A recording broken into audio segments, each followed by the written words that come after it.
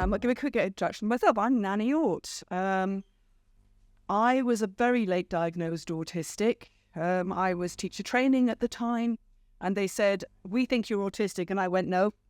And they said, "No, we need you to get tested. It's very important to support you." Actually, what they meant was support you out the door, but I didn't know that at the time, and so I agreed, and they tested and said, "Oh, yes, no question." And of course, because I was under stress, all of my flaggers were... Don't do that, please. So all of my flaggers were in high thing. So I am... After getting diagnosed, I didn't do anything for a bit because I was too busy. And, I looked up information. There wasn't very much information. The information I was reading, I thought, well, that doesn't fit and that doesn't fit, so maybe I'm not autistic after all. Turns out I was talking to the wrong people. And I then did 4 years of research talking to autistic voices and realising that people like Mr. Baron Cohen don't know squat. And from there, I started to do a blog on Autistic Village Inside Out, and now I run courses online teaching about how the autistic brains works, learned from autistic people, not just myself, but a whole load of other people, 4 years of it. Also, and this is the point of this talk today, I'm a parent, and oh boy, did I need the information then that I have now. Things would have turned out a lot differently, and I would have been much better equipped to be a parent if I'd had that information. So, hands up here, who feels overwhelmed at times when they're a parent? And that you're trying your best, but you suspect it's not good enough. And that was me too. And I will paint you a picture of when I had my autistic teen. So, this is a usual scenario at the time. We were screaming at each other. I am mad because they didn't pick up after themselves again. They're mad because I'm yelling and I don't understand why they're struggling. They retreat, I pursue. I am then standing the other side of their bedroom door, screaming through the door, while they're screaming through the door back at me to tell me to go away. And it kept going. It was not one time, rinse and repeat over and over again. And I didn't know how to stop that because I didn't know any of what I knew now. I didn't know either of us was autistic. I didn't know about neurodivergent need, executive function, or skills gaps. I didn't know about our more limited battery, and I knew nothing about Dino Brain and Panic Monkey. All I knew was I hated myself as a parent for shouting. I was a failure. I hated myself for not being able to stop myself shouting. I knew I was beyond exhausted all the time, but not why. I knew my anxiety was clawing its way through my scalp, but not why. And I also didn't know that my anxiety was the reason I had a hair-trigger temper and my anger was bouncing. That display of anger wasn't anger, it was anxiety. It was Dino Brain riding to the rescue. All I knew was I needed to do something because if I kept going, the damage was going to be too big. I had to do something, and I did the one thing I really didn't want to do because my parents, not the most supportive people, very good at telling me what a useless piece of waste of space I am, but I had to do something, so I asked them for help. And I said, "Can you please take my young person for 2 weeks? We need a break. We've got to have a circuit breaker because something's got to happen." Now, my parents have never let me forget this failure. They still see it as signs that I am a useless parent, I'm a waste of space, and look, see, you know nothing. And, why don't you listen to our advice? My young person also has never let me forget it because they saw it as the saving of our relationship. And they needed that circuit breaker as much as I did. We both needed that downtime away because it gave us both time to rest and reset, to identify our needs, and create the scripts to articulate them. Not perfectly, because, again, I didn't have enough information, they didn't either, but enough. And it would have been even better if I knew then what I know now. So let me introduce you to 3 characters. These are the ones who rule our lives, especially if you're autistic. There's the air traffic controller, who is our logic brain. This is the one we'd like to think is always in charge. We'd like to think we're all rational, logical human beings all the time. And in actual fact, we're not. And this is not just autistics, this is other people too. And then we have our panic monkey, who is our health and safety officer. The panic monkey is looking out for threat and for danger. It's trying to keep us safe. And if danger happens too fast or the air traffic controller is too busy, it calls in the lizard brain. So it calls in the lizard brain, the amygdala. Of course, I don't call it the amygdala and I don't call it the lizard brain because lizards just don't do the damage that dino brain does when we're in meltdown. So I call it dino brain. Because when we're in meltdown and that rampages through our control room and smashes everything up, yeah, I can't see a lizard doing that. So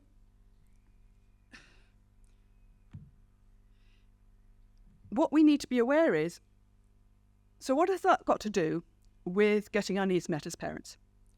Or identifying and meeting our young people's needs as well? Because again, it's no good just looking after. When we learn about ourselves, we can then learn about, it also crosses over to our young people. By building better understanding for ourselves, we build better understanding for them too. And what I found is understanding what causes panic monkey to swing into action and worse, called dino brain into action. And so we lose control of the situation because an autonomic reflex is triggered and our logic brain is then locked out. And we, once dino brain's in, it's like someone says, how do I stop a meltdown? That's like saying, how do I stop a bomb exploding when it's already gone boom? It's happening. You need to stop it before. You need to not light the fuse. And so this is where we're at.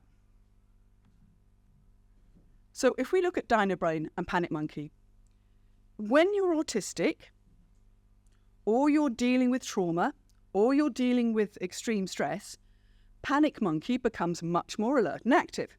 And let's be honest, most autistic parents have the full trifecta. Panic monkey is responsible for our anxiety and will trigger dino brain much more quickly the more active and reactive they are. And dino brain was what was happening when I was shouting through the door for both of us. My dino brain was in full fight, and my young person's dino brain was in full flight.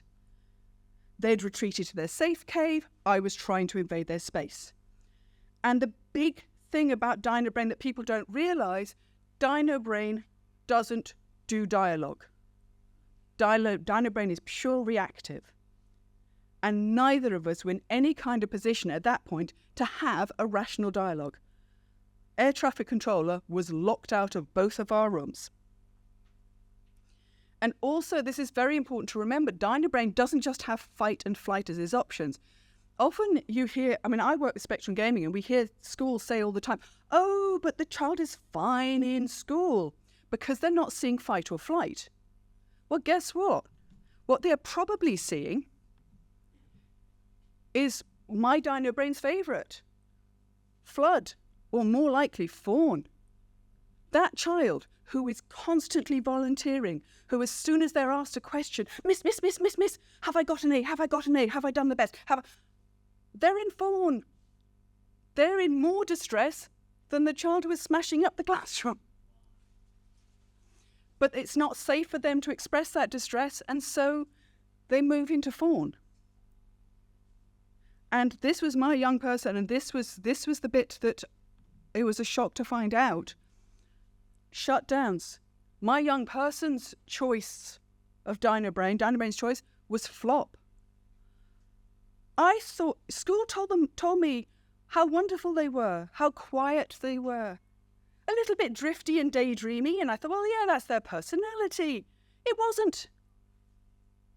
Until I removed the stressors. When I removed the stressors, and they were no longer almost constantly in dino brain, all of a sudden, I had an outgoing, lively personality that I never knew about because I didn't know they were constantly in dino brain. So that child who is dropping off to sleep, the child who is disconnected, not paying attention, they're in flop. They are not doing well. They are not fine in school. So we need to start recognizing that. And as parents, quite often we end up in flop. We end up disengaging. We end up being one step removed and just let things drift through because we don't want to shout. We don't want to, that's not a good thing to do. So we do the only thing and just sort of disconnect and try and make it through to the end of the day. And our young people know that we're disconnected, and they then start chasing us and seeking that connection because they can't connect with us. So we need to be aware that this is what's happening. So what are the stresses that cause panic monkey to rev up? I put them in 5 categories, and because I like an acronym, I call it SPEED. Sensory, processing, our energy, our environment, and damage and trauma.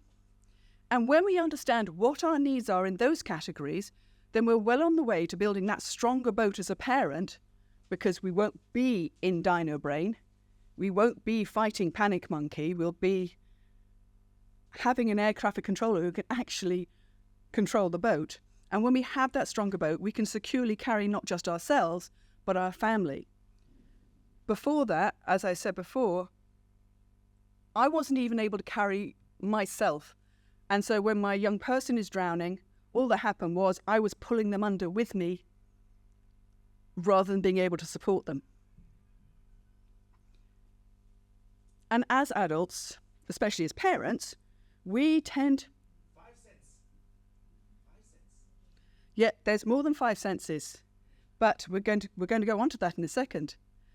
As adults, we tend to ignore our sensory needs because we put our children first. I mean, I work in forums a lot on advisory, and over again I see, I'm all touched out, but they need physical contact, and I'm going to scream any minute, but I've got to keep taking it. I can't take any more noise, but they're a vocal stimmer. They love to play with slime, but it gives me the icks. I hate it every time I have to do it. And that's before we get to our proprioceptive and interoceptive needs, or our vestibular. And these are the ones that people don't know about or talk about very much. So I never understood why I hated carrying my young person so much. I used to carry them on my hip, and it felt really unsafe, especially as soon as they moved. And it turns out I have really low proprioception. It's one of the reasons I have the lectern here today, so that as I feel a bit off balance or dislocated, I can tripod myself and locate myself. Again, in schools, having seats that children's feet are swinging and unable to tripod. Can we just get the seats low enough so kids can get their feet on the floor? It's not rocket science. And if I'd known then, I'd have switched to piggyback. I wouldn't have tried to carry off to one side. I would have tried to centralize. And also, I thought I was a superhero because I didn't need to drink during the day. I didn't need to eat during the day. I didn't need to go to the loo during the day. Yes, I did. I absolutely did. At the end of the day, I was getting UTIs. I was sugar craving. I was compulsively eating the leftovers off my young person's plate. I was dehydrated and foggy-brained. But because I wasn't getting the signals through to tell me I was thirsty, to tell me that I was hungry, to tell me that I needed the loo, I thought I was fine. Now I know better. And the other thing about poor interoception, I didn't pick up the impending burnout signs because I've never known a life where I'm not tired all the time. And when the signal's poor, it's really hard to differentiate between baseline tired and deadbeat exhaustion. Unfortunately, one of my senses extremely high, which countered against my young person because I'm very aware of touch. And my young person was very, very tactile. They were always wanting to hug or stroke me. And my brain, because I'm quite tactile, I'm very tactile averse, was screaming, get off me, don't do that. But of course you can't do that because that's your young person. And they needed that contact. But of course, the more I suppressed it and didn't do anything about it, the more it built. And it would get to the point where either I would shout, get off! And it would catch me by surprise. It would catch them by surprise too. Or I would flinch. And the look on their face when their parent flinches away from them, you don't want that as a parent. You never want to do that as a parent. So I had to learn. I had to learn how to look after myself. And this is where, before I knew about this, I still learned some self-advocacy because I knew this flinching thing, I couldn't stop it. I knew they had to know that that response was nothing to do with them. And we had to find a new way to meet our needs. Because it was quite clear I couldn't, if you have somebody who is seeking constant touch, you can't go, no, you must never touch mummy again. There is a zone here. You must never touch mummy again. You can't do that. So I would explain that mummy had hedgehog days. Days when it felt like spikes were poking into my skin, and even a gentle touch would push those spikes in, and it would make me flinch or shout from the pain of it. So we made a new plan for hedgehog days. We called them our duvet days. We cuddled on the couch, both wrapped in duvets to provide touch insulation. I could give them burrito squishes where I'd wrap them tight in their duvet and lay on them so they get squished and they get that deep pressure that they were seeking. They could send me ghost hugs. They'd hug a toy as a proxy and send the ghost hug to me. So we had that contact without the contact. And we'd have also low demand food. Those were the days where I'd literally grab something out the freezer, throw it in the microwave or the oven, no effort. All I had to do was go hedgehog and they knew the drill. They knew what day it was going to be. With hindsight and the knowledge I have now, I would do things even more differently. First, I would have protected myself more. I would have done things like worn loops most of the time in the house, not just because of their noise, but because of things like motors from the fridge, motors from the computers, motors, the electricity sounds in the house, all of those little background sounds that drive my head, my panic mind is going, what? Saber-tooth tiger, saber-tooth tiger, saber-tooth tiger, where's it? Putting the loops on stops that. I would have reminders on my phone, and I do that now, for regular meals and pee breaks. I would have celebrated nap time and at least built downtime into each day. Screen time is not the devil, and sometimes it's essential for both our needs and our young people's needs to have that downtime of watching something that does not stimulate our brain and just lets us sit there in a nice pink fog, go. I would have also been much more proactive in finding ways for my young person to get their sensory needs met without me. Things like weighted blankets, sensory swings, strokeable plushies. And I would have learnt more about stimming and learned to stim with them. Because a family that stims together stays together. But also, as a parent, if we stim with them, we're teaching them it's normal. We're teaching them how our sensory systems work and how to look after them. We're not saying it's weird. We're not, I lost all my stims when I was young because guess what? As a child of the 70s and 80s, all of my stims were seriously weird and very much extinguished as fast as possible because what will people think? And if I'd done that, not only would I have had capacity to be more present, I may also have been able to avoid the burnout which hit at the worst possible time, my young person's teen years. The other thing that would have helped prevent the burnout was knowing about processing. Because overloading processing, slams every single parent in the world. regardless of neurology, especially if you've got more than one child. Now, I only ever had the one, but I care shared with another single parent, so I often had 3 in the house. And what happens? They all want things all at the same time, and 3 different meals because they have 3 different food choices.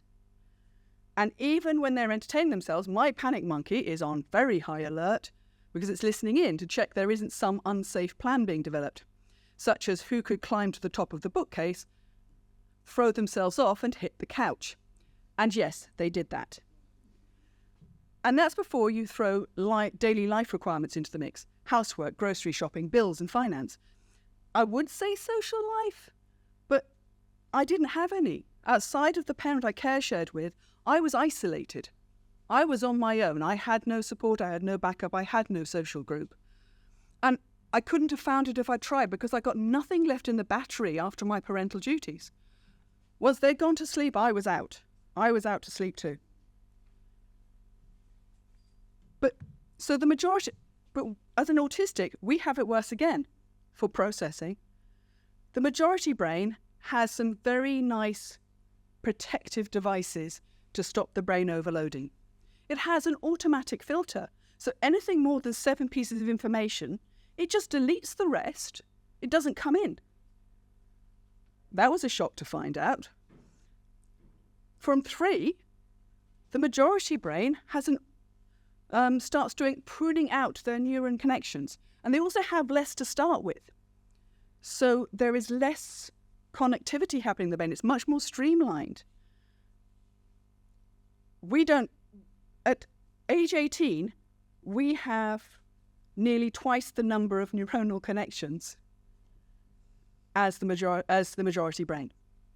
This is great, but it can also lead to cross-wiring. I mean, it's great if we can learn the way we're supposed to do, monotropic style, building the superhighway, but if we're taught scattergun, topic here, topic here, topic here, like school, maths here, English here, that's when we start running into trouble. They have a sensory system that works. It sits around the middle. They don't have the spiky senses that we need to balance out. Their decision-making tends to be direct, emotional. Do you want pizza? Yes, I like pizza. Whereas if you ask an autistic, do you want pizza? You go, well, I had pizza 3 weeks ago. I haven't had tomato for a bit. But there's cheese, and I had cheese yesterday, so I don't know if that's okay. What's happening tomorrow? How's that going to affect my diet? And you start running through all the parameters and the possibilities to make sure for your optimum thing, which, if I'm buying a house, really useful. Less useful when you're doing it all the time for everything. And, your young person goes, can I have a biscuit? And you're running through that decision-making and making the wait for that decision.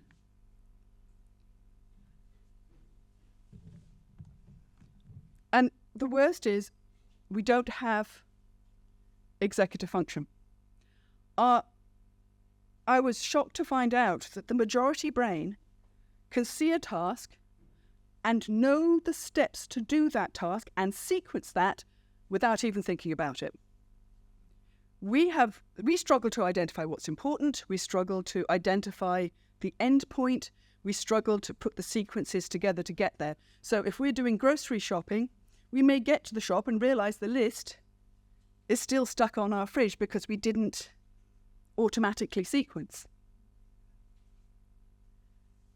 And I suspect it's also because of our lack of filter, because if you are dealing with 7 pieces of information at a time, it's really easy to spot between 1 to 7 and to sequence those up. Try doing that with 100 at a time. Not as easy.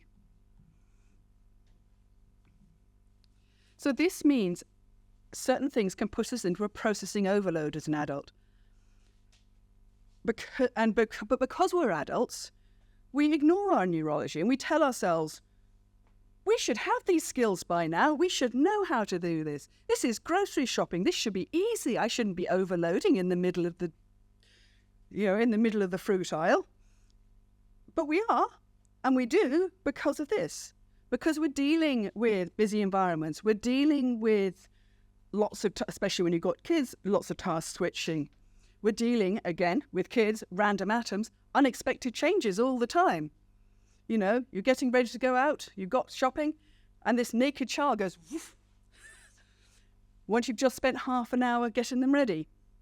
And you have to keep adapting to that. And our brains aren't designed to do that very well. And we need to adapt for that. We need to build ourselves more time and say, okay, if I'm going shopping at 10, I need to start planning to do it at 8 and build myself that slow time to get in. I can't, this rushing thing doesn't work for us. Now, I didn't know about processing overload back then or poor executive function.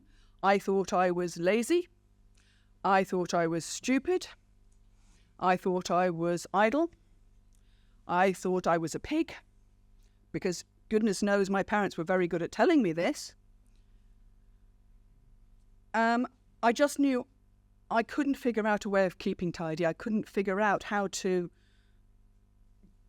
do grocery shopping without ending up with 30 items I didn't want and missing the 10 items that were absolutely essential. I did have some systems, you know, the tidying system, which was my dump box. So the living room every day looked like somebody had exploded in it. And the ability to organize and sort out where everything went was beyond what I had capacity for at the end of the day. What I did have capacity for was to go round with the dump box, scoop everything into the dump box, and put the dump box in the corner. Next day, it would all get tipped out again. Anything left after a month or 2 or 3, depending on how good my day was going, would go to charity. And the thing is, as a parent, my head was ready to explode all the time, especially when I had 3 people in the house and they were all trying to info dump with me about things at the time. You know, manga, Egypt, fantastic topics, but at the same time, a little tricky to handle. And my memory was shot. So they would ask me stuff. I would promise stuff. I would say, I'd do this. And I wouldn't remember anything about it. And the reason I found out is because of the way my brain works. We have an in tray where all the information comes in. Then when we have a quiet time and a downtime, which we forget to give ourselves as parents, our brain sorts through that in tray, files it in our memory and keeps it secure. Now, as a majority brain, with only 7 pieces of information coming at a time, you can actually go quite a while without doing that sort through. If you're getting 100 pieces of information in all the time, that in tray gets full real quick. And things start falling off the top before you ever get a chance to sort through it. And so your memory gets shot. If I had my time again, I would have been proactive in reducing my processing load, especially in actually identifying and writing down systems that I could tick off, that I could follow over and over. So now I have a set shopping list on my phone, which I only need to add or remove 1 or 2 things from. I have a tidying sequence that works for me, because God bless YouTube. It's a shame it wasn't around back then. And I would have been more proactive in creating backup plans ahead of time. Things like, I'll give you one example. My young person, when they were 2, we went out. I could guarantee that we would go through at least 3 outfits on that thing, because drinks would get poured down them. They would manage to leak out one side of the nappy, and they would find the one inappropriate dirty space, puddle, whatever, to coat themselves before I managed to get hold of them. Well, this day, they'd managed to get through all 5 of the outfits that I'd brought. We're heading home. And my brain is now spinning, because my pessimistic thing, if things can, I follow Murphy's Law, if things can go wrong, they will go wrong. And what if something happens to this outfit? What do I do then? The only thing I could think of was the fact that I still had newspapers in the back of the car that had been sitting there for about 3 months, because I was going to recycle them if I ever remembered to go to the recycling centre. And it's lucky I didn't remember, because guess what? As soon as we get to the car, there's a puddle. I panic, I grab for their hand, they go, no, puddle, pull away, do a 360 face plant, and they are soaked. But because I wasn't in an emergency situation. It was an emergency situation, but I had a plan. I was able to go, okay, get those clothes off, wrap you in newspaper. Yes, the neighbours are going to tut, but they're going to be, my young person is clean and dry. This is the important thing. But if I hadn't been a pessimist, if I hadn't been planning ahead for the worst, when they got soaked, and I've had this situation now when I start getting confident about a plan, I don't pre-plan against other things, I fall to pieces. And I'd have stood there watching them shiver, going, what do I do now? What do I do now? And not being much help. This is also really important for parents to be aware. Autistics do not have the energy supply of the majority. I've been tired all my life and I never knew why. I was tested for all sorts of things. And the doctors just kept coming up with, yeah, it's probably all in the mind. Well, it was, sort of, because autism. But when I learned about high processing demands of autism and how that reduces our battery, things start to make sense. I like to think of the energy supply. People talk about spoons. Spoons don't make sense to me. It makes sense to other people, but not to me. So I think of it as a hydroelectric dam. So for non-autistics, you have a full reservoir. You've got ample water coming in to top up the dam. The dam is in good repair. Demand is lower than supply. So having available energy is very, very rarely something they have to think about. You know, if they've done a 2-day bender with no sleep, then things start to get dicey, but this isn't the case for us. For autistics, we have less energy coming in than most because our sleep patterns tend to get more disrupted, so we're not getting the sleep that everyone else gets. We often have digestive issues as well, which means we're not getting the level of nutrients from what we're eating that everyone else does. On top of that, we have all those stressors that I was talking about with the sensory and the processing, which are poking holes in the dam and letting out water out the side. So, and then on top of that, our brain isn't a house, it's a fun fair. It's running so many things and so many things all the time. That demand is huge. So our tank is pretty much guaranteed to empty by the end of the day, before the end of the day. As autistic parents, I think most of us are like waiting with bated breath for our child to fall asleep, because that's the time we can get some sleep. Because we're dead. We're beyond dead at that point. And what happened with me and my young person, because of course they were running the fun fair and not topping up properly, and school, huge battery drain, they had burnout at exactly the same time as I had burnout in their teens. So we have two people with minimal capacity to regulate. We're both overloaded, overwhelmed, emotionally mirroring each other and amplifying each other's anxiety. And we're screaming at each other, retreating and pursuing, shutting down altogether. And it was beyond toxic. And that's why that break, when I finally looked after my battery and they looked after their battery, made such a difference. In that 2-week break that we had, I spent the first week asleep. I literally woke to have a drink and go back to sleep again. Second week, mostly it was staring at the TV, but nothing going in. I was at vegetable state. And it took that for my air traffic controller to have enough rest and recovery to start functioning again. And once it started functioning again, I was able to develop solutions, including apologizing to my young person for my behavior. Essential. If you get things wrong, apologies go a long way. And talking to my young person about their needs and how to meet them without me getting back to that point again. If I had my time again, I'd have been much more proactive about protecting my battery and looking at, and this is the thing that we forget, how to see where the unnecessary processing is causing drains. For instance, if you're tidying a room, you pick something up, you decide where it's going to go, you take it to where it's going to go, you place it in the place. That's 3 task switches you have just done. if you pick everything up first, then decide where it's going to go, second, then put the stuff away, you're doing an awful lot less task switching. And so your processing demands go way down. And so it's not as exhausting, it's not as overwhelming.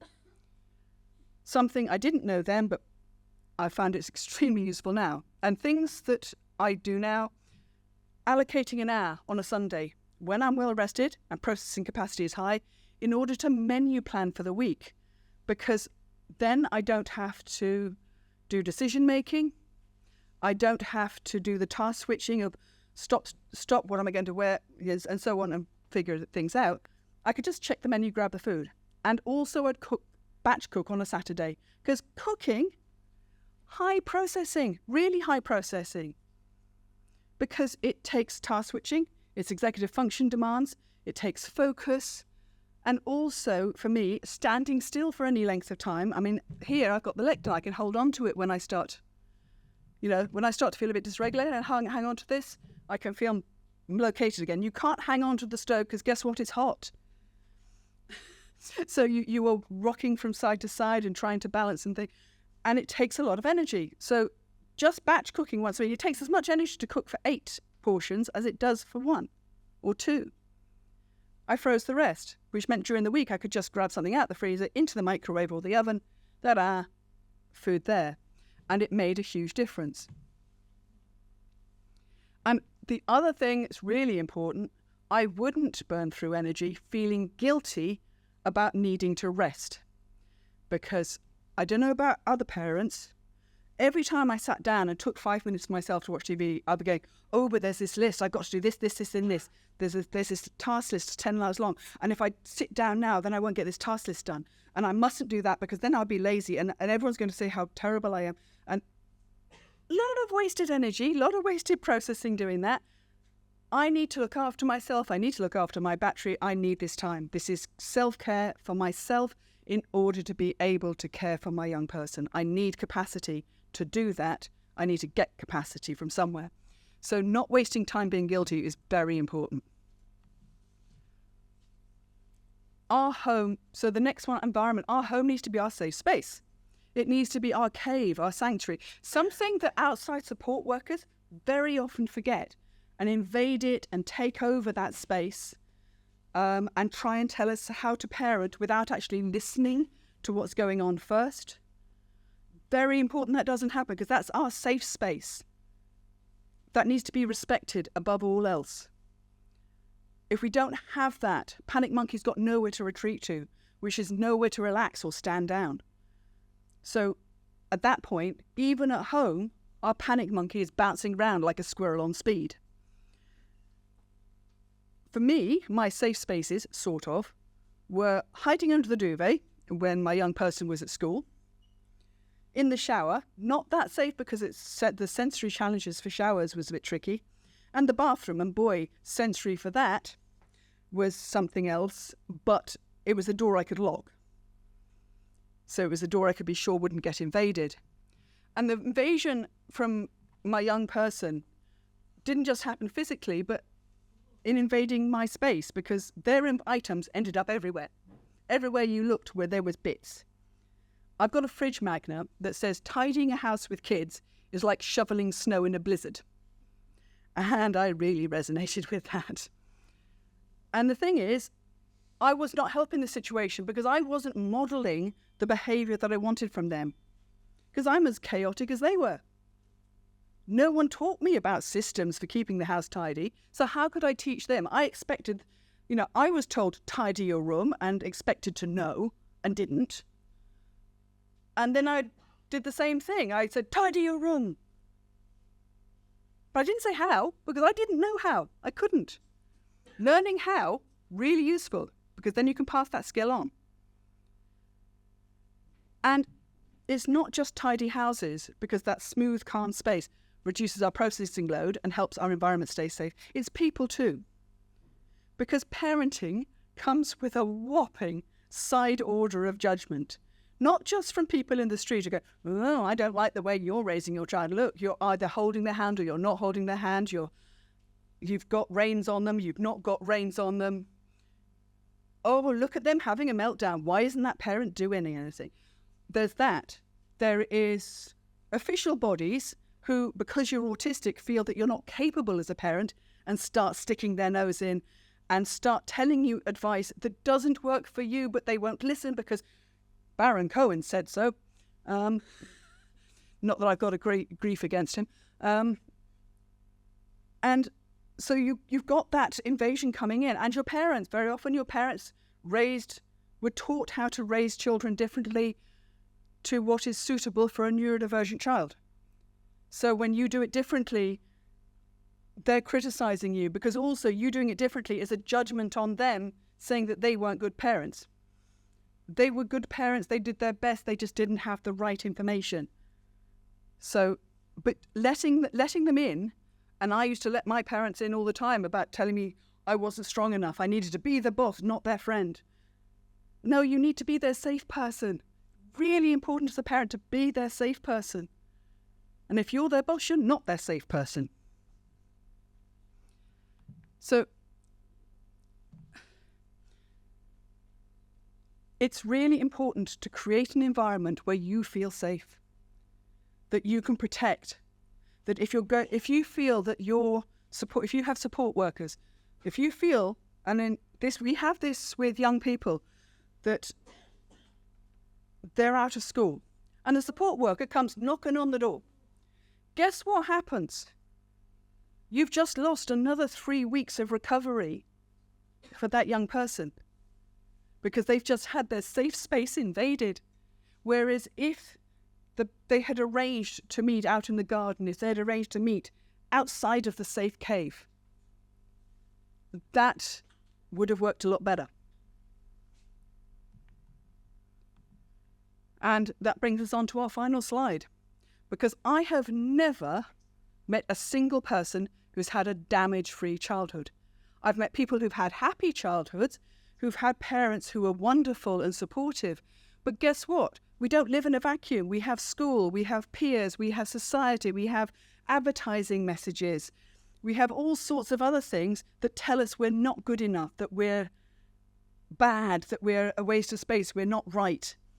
And if you're autistic, there's a lot of people lining up round the corner to tell us we're weird, not right, not okay, that we have social faults as opposed to social differences. Because if you meet autistics socializing amongst themselves, we have social rules, we have communication rules, we have conversation rules that are different. And in Autscape, where I go, it's quite funny because all of a sudden you see the non-autistics completely lost. They don't have the rule book. For the first time, they're getting stuff wrong. They feel out of place. They're feeling lost. And we're going, yeah, you'll pick it up. And because we know what it feels like, we're much more forgiving to their mistakes than they have been to ours. Just saying. And it's also important to remember that we may not be able to spot the damage for ourselves. It took me, a therapist, to point out some of the things. One of the examples I have is my young person would hum. When they're nervous or out of kilter, they'd hum unconsciously as a stim to settle themselves. And I would get irrationally angry. I knew I was irrationally angry. And I would suppress it and things, but I knew my brain was going, they're doing it to annoy me. They're doing it just to get on my nerves. Therapy explained the thing. Because what had happened when I was a kid? And I hummed. My mother had screamed at me to stop humming, stop being so annoying, stop trying to drive her mad. And when I brought it up with my mother, I said, look, this has happened, and, why did you do that? She says, well, now you bring it up, that's what my mother did to me. And I will put money, that's what their mother did to them, and go back and go back. And so we need, as parents, to recognize those triggers, recognize, sometimes when our child decides that a pajama top, a tutu, and Wellington boots is the best outfit to go shopping in, it could bring social services on us. And that is a genuine threat. Sometimes it's not. Sometimes let them wear, that's their choice. That's their outfit of choice for the day. That's what's comfortable for them for the day. Go for it. If they're playing out in the back garden without neighbours watching, let them play in their pyjamas. It doesn't make, they're not actually under genuine threat, but because we've been criticised for our clothing outfits, our trauma is going to go, no. No, we have to wear proper clothes because that's the rule. And we have to deal with that. So as parents, our kids are everything. And very often we end up making them everything to the exclusion of our own needs. But when we make the world all about our kids and forget to check in for our own needs, we're not just letting ourselves down, we're letting them down too. Because then, as I was a living example of, they get the worst burned out version of ourselves, someone who can't connect with them, someone who can't be present for them, someone who hasn't got the capacity to listen when they want to give information, because we're hanging on just by our fingernails as it is. And we want to be that engaged, receptive parent. To do that, we need to be at full capacity, which means we need to manage our needs as well. If you're like me, it's not going to be easy to change it's selfish to consider my needs mindset, because, parents, we've been taught to put our kids first, but putting our kids first means looking after ourselves. And it also can be hard, in my case it was, to start being honest and advocating for your needs for your family.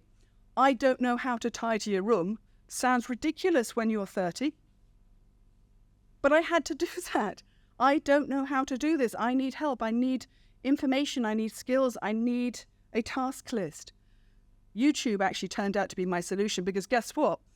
When you've got an autistic family, the reason my parents never taught me how to tidy or built skills with it, they didn't have those skills either. And they had to face that too.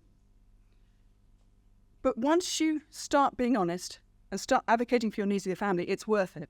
Because not only does it give you back capacity, but also because your self-advocacy models self-advocacy for them, enabling them to advocate for themselves in the outside world. And I'll give you a final example with my young person. I'm a little bit over, I'm sorry. Now they're in work. When they go into work, they don't go, oh, I'm sorry, I'm autistic. Please, could I have these accommodations? I know it might be a bit of a bother, but she goes, to be the best employee, I come in 3 days a week. I need to be able to work 2 days at home.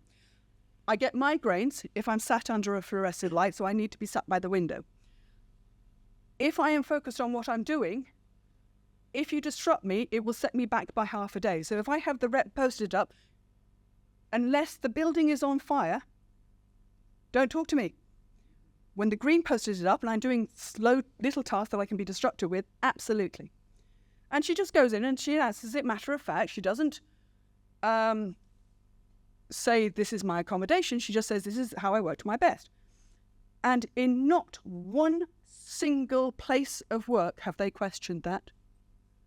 They've all gone, okay. She's never once said that she's autistic. Not once. Never had to. Because she just identifies what she needs. So and she learnt that off me. Because when I started identifying my needs and telling them, they learned what their needs were, and they could then pass that on to other people. Okay, so I don't know if we've got time for any questions. But I think that was very good to answer.